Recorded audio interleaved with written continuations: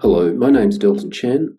I'm the author of this working paper titled Carbon Reward Policy, an Economic Framework for Responding to Climate Damages and Systemic Risks.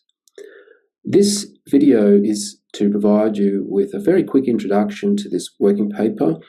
It's quite long, 166 pages. It's a technical paper that introduces the carbon reward and explains with economic concepts why this policy is important and why it could potentially resolve the climate crisis. This introduction is not intended to be comprehensive. I thought I would give you a peek into the paper, focusing on the topics that are quite new. If I explain or introduce the new concepts, it might orient you better towards this paper and it might make it easier for you to read it. So it is structured like a report. I'll just go through very quickly the sections that contain ideas that are quite novel. So we'll go through the abstract, the contents, list of definitions. These definition boxes are very important from box 1 to 16. List of figures, list of tables, abbreviations, executive summary. The executive summary is a great place to begin. So there are three matrices that are highlighted in the executive summary, which really structure the whole approach. I'll discuss that in a moment. Starting introduction, it's self-explanatory, gives a bit of background to the project and the policy. Section 2, theory and methodology. Okay, so this is where this paper differs significantly from standard economics in the approach. So I highlight the idea that we're caught in a cycle of inaction, shown in figure 1, meaning that the worse climate change gets, the social cost of carbon rises and the ideal carbon tax increases, which instead of solving the problem, triggers more political delay because market actors and political centers of power, they don't really want to absorb these costs. So in understanding the market failure, what's important in this paper is the notion of the 2x2 outcome matrix shown in figure 2. This is quite new. It's not entirely new. It is used in social sciences and economics to understand emergent systems such as different types of goods, decision matrix, Eisenhower's decision matrix. Even the Network for Greening the Financial System, NGFS, use it to describe risks faced by central banks. But here, I'm using it much more carefully to analyze the entire market failure. And it's based on the fact that although systems are complex, they can be comprised of two major attributes, each of which have opposing characteristics, resulting in a matrix of 2x2 with 4 emergent outcomes. The critical idea here in this matrix is that class 1 and class 4 have very opposite characteristics or features, and this is how we can understand the market failure in a much more comprehensive way in terms of both the damages, the risks, and the policies. There's more to it than that. I will elaborate a bit more in this introduction. So moving along, section 3, I use this matrix to describe damages. These are the damages that are conventionally understood in economics. There are monetizable and non-monetizable or moral damages to consider, and environmental and social damages. So this matrix, even with damages, shows itself to be a very powerful tool, very well worthwhile your time to read to try and understand the 4 classes of damages and how comprehensive this approach is. The second application is with risk. So the risk matrix for carbon, once again, a 2x2 matrix, it's looking at systemic risks to the carbon cycle. A very important concept that systemic risk to the carbon cycle has not been considered previously by economists or central bankers. Now, class 1, 2, 3, and 4 are very important classes of risk and comprehensive in the way it describes or classifies a very wide range of risks, including tipping points, climate finance gap, risks that central banks have already identified, such as physical risk to the financial system, transition risk, and many others. and ecological instability as well. Very well worth your time reading. This risk matrix is very powerful and it should be used, in my opinion, as a general tool for understanding the market failure in greenhouse gases. So these two matrices, when combined, they form the new conceptual model for the market failure, claiming that it's really a special case of a market failure. I call it the dual externality thesis, meaning that these systemic risks are actually a problem that were not previously identified by famous economists like Arthur Cecil Pigou or Ronald Coase. So here, for the first time, I believe we have a more comprehensive understanding of this market failure, which is a special case because of these systemic risks. So I reapply the matrix again.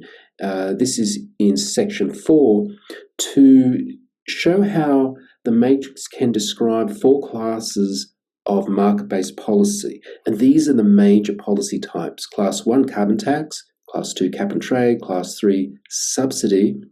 But Class 4 does not appear in textbooks. It's called the carbon reward, and it's the subject of this paper. So carbon reward is the policy which appears to be missing, and according to this analysis, it's the policy that is best equipped to address these systemic risks. It's also called mitigate and trade. So very much a very important feature of this paper, well worth your time to read about the policy matrix. By combining the 3 matrices together, the new conceptual model, or the expanded economic framework, is established. And notable is that the systemic externality is novel and new, and it links to the systemic risk matrix, and the traditional negative externality links to the damage matrix. On page 45, figure 8, you'll see another diagram, which is the matrix for policies expanded into a 3x4 matrix to pick up carbon credits, carbon markets, and voluntary pricing on carbon and carbon offsetting. This diagram is very important for all people working in carbon markets. It relates strongly to Article 6 of the Paris Agreement. I would actually say it describes Article 6 because for the first time we have a complete contiguous theory to explain all kinds of carbon pricing and what they mean to the market failure. Because this is a paradigm shift in understanding of the market failure, I've redefined it as a market and system failure in definition box 5. Very important for this paper. Section 5, it's dedicated to introducing and describing the carbon reward policy, which generally doesn't appear in textbooks, also called mitigate and trade, as I said. So everything in the policy is defined. You can read it yourself. I won't go through it here. But to point out one thing, that is the instrument. The instrument for this market policy is called a carbon reward as well, with the code XCR being recommended. This table 2 explains what that's about. The X series of financial assets is very important in financial markets because it includes precious metals and other things as well. So this policy has reward channels. It has a cogent scientific approach behind it in terms of understanding the future carbon balance and how to price the reward. The diagram figure 10 on the right, it's called the XCR price floor, or simply the reward price floor, and this is calibrated to ensure we have enough carbon dioxide removal.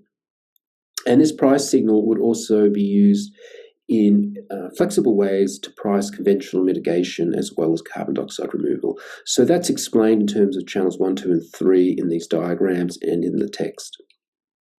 And just moving along quickly, the rest of section 5 explains the policy, the unit of account, the carbon reward multiplier, which is important. It gives the whole policy a great deal of flexibility in financing projects to the right level for cost effectiveness. The details of the carbon account are explained, including the need for clawbacks and how to deal with carbon accounting through time, both in past and future.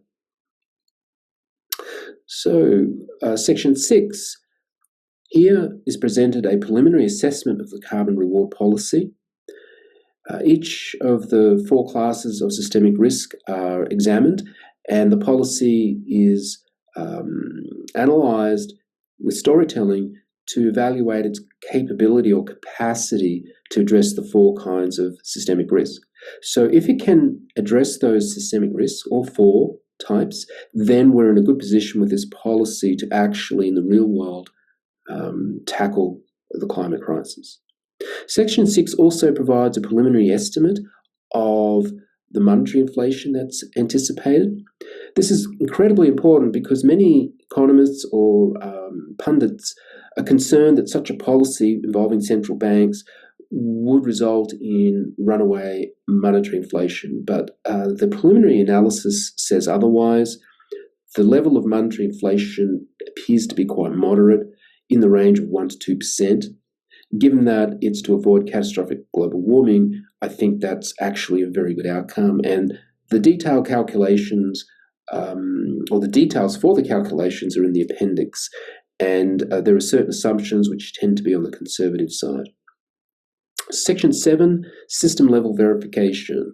This section is probably one of the most progressive sections, in that most economists probably wouldn't look at the problem in the way it's presented here. So it does need a little bit of explanation. So in this approach, what we're doing is we're looking at different types of markets collectively based on whether they emit greenhouse gases, especially CO2, or whether they absorb them, or whether they're carbon neutral. So by collectively analysing the markets in this way, we end up with this system diagram, which is broken into 2 parts. It's figure 13 and figure 14, essentially combined, but they're separated for clarity. Now, if you analyse this, or if you have a look at these figures, what you'll find is that the system diagram for the economy, based on this sketching out of markets as open systems, depending on whether they're thermodynamically releasing or absorbing greenhouse gases, it is consistent with the policy matrix. So the policy matrix is consistent with the thermodynamics, or we might say the thermoeconomics of the problem. And this is an important verification step to show that the approach is cogent. In presenting these diagrams, I've also had to define what I mean by a heat engine, an entropy engine, and a carbon neutral engine. So we're talking about engines, which is part of the language or lingua franca of thermodynamics, but it does have a grounding that's logical, in my opinion. So through section 7 to section 7.4, this is probably a topic that scientists and engineers and chemists would understand, biologists, because they often work with Gibbs free energy, which is also a 2x2 matrix. Gibbs free energy is foundational to physics and chemistry. It explains why chemical reactions are spontaneous or non-spontaneous. And in this section, I point out that the policy matrix and the Gibbs free energy matrix are correlated because they both, in a sense, come to the same interpretations from different approaches. One's a socially based matrix and the other is a physics-based matrix. So that's the last step of the verification, or partial verification. Discussion. There's some very important and interesting concepts that are discussed in section 8.